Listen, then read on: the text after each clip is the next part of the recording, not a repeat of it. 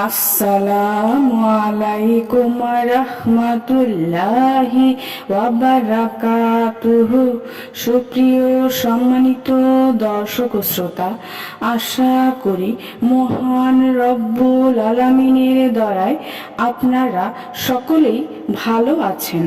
সুপ্রিয় সম্মানিত দর্শক ও শ্রোতা, আজকে হযরত আবু বকর রাদিয়াল্লাহু তাআলা আনহু থেকে একটি ঘটনা বর্ণনা করব।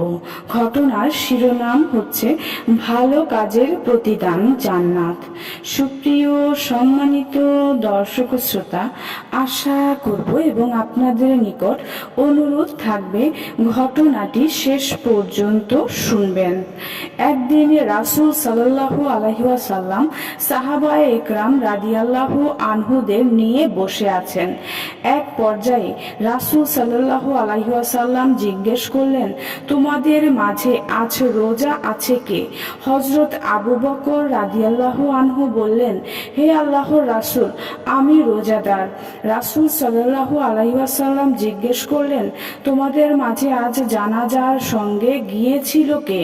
হযরত আবু বকর রাদিয়াল্লাহু আনহু বললেন, হে আল্লাহর রাসূল, আমি গিয়েছিলাম।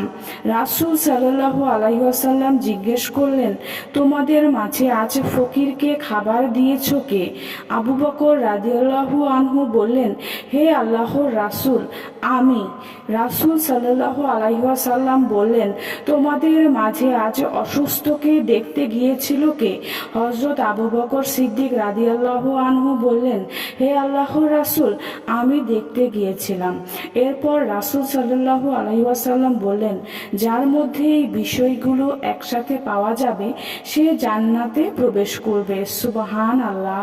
সুপ্রিয় সম্মানিত দর্শক ও শ্রোতা, আজকের ঘটনাটি এই পর্যন্তই। ঘটনাটি যদি ভালো লেগে থাকে অবশ্যই চ্যানেলটি সাবস্ক্রাইব করবেন, লাইক করবেন, কমেন্ট করবেন এবং বেশি বেশি শেয়ার করে দিবেন। সবাই ভালো থাকবেন। আল্লাহ হাফেজ।